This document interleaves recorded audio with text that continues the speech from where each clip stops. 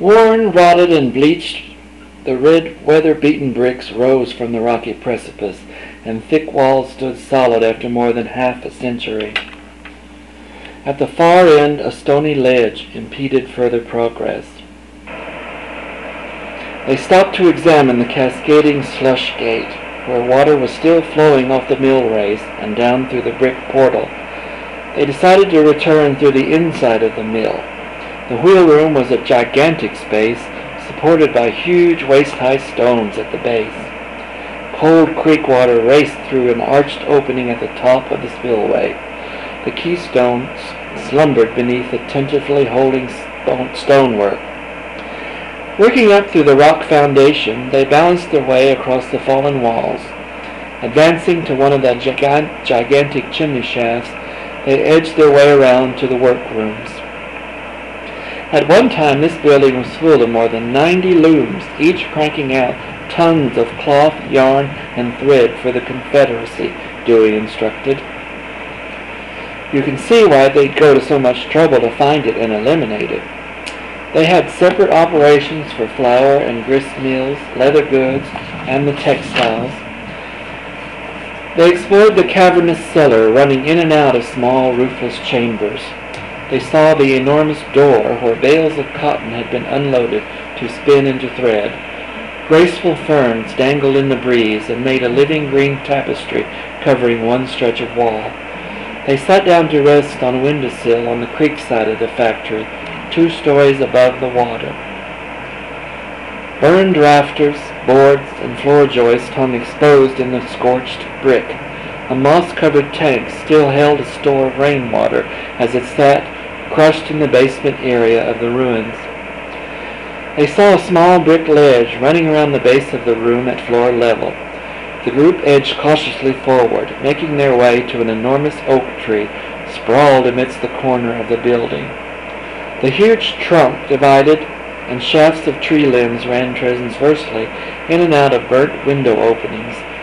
Many scraggy pines also sprouted between the crevices and stretched skyward as if grasping for sunlight.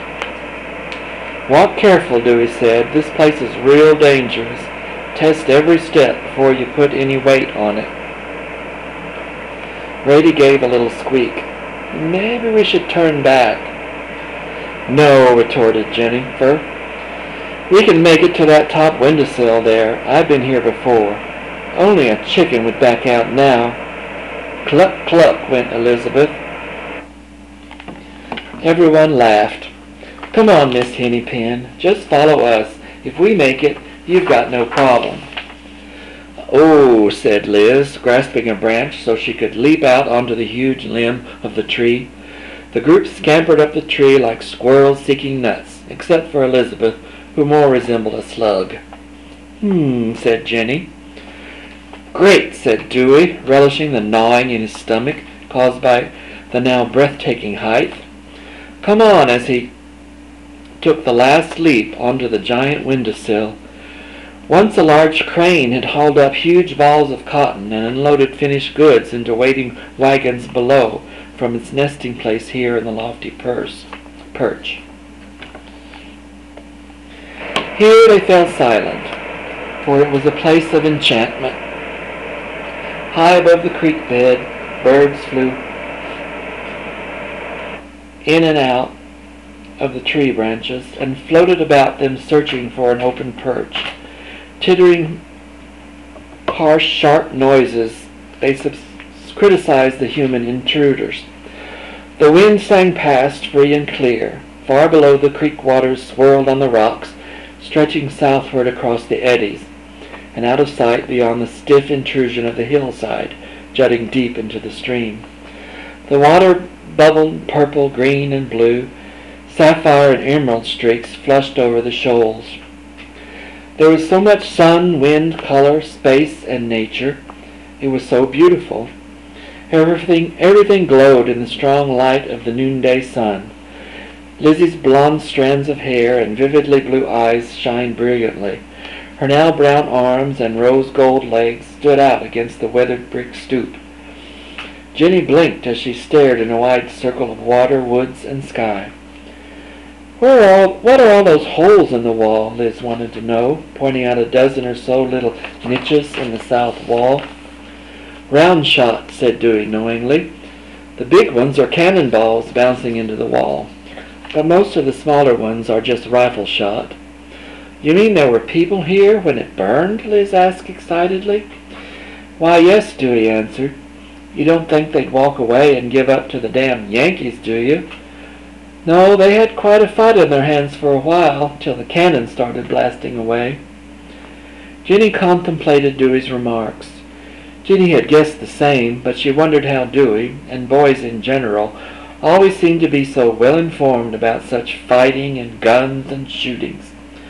She had seen the old cannonballs herself many times, strewn about the old battlefields in the area, big as a pumpkin and 4 times as heavy.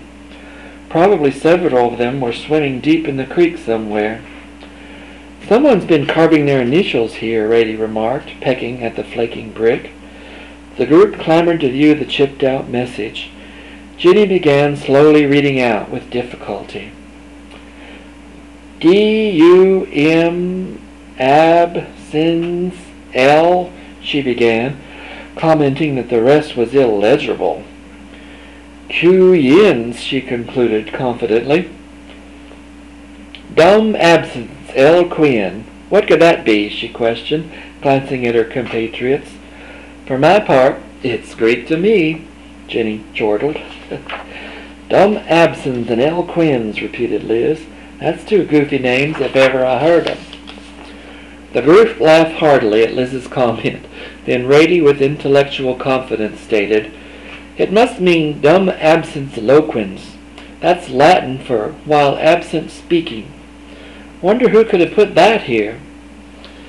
Jenny, suffering just a twang of envy and wishing she had paid closer attention during Mr. Stokes' Latin lessons, tried to redeem herself. Perhaps one of the townspeople made it back after all one day and felt the need to express himself. Dewey, grinning and remembering the Shakespearean admonition to address every man directly, spoke up. I wrote that there last summer. I felt it appropriate and wished to immortalize Mr. Stokes' educational efforts in stone. Everyone guffawed, but agreed it was a lovely gesture, and very romantic too, thought Jennifer, whose affections regarding her childhood friend again gurgled strangely inside her heart. Actually, it's written on an old cannonball in my mother's garden. I found it one day last summer, Dewey answered, when I was cleaning the bird bath. How interesting, they all agreed.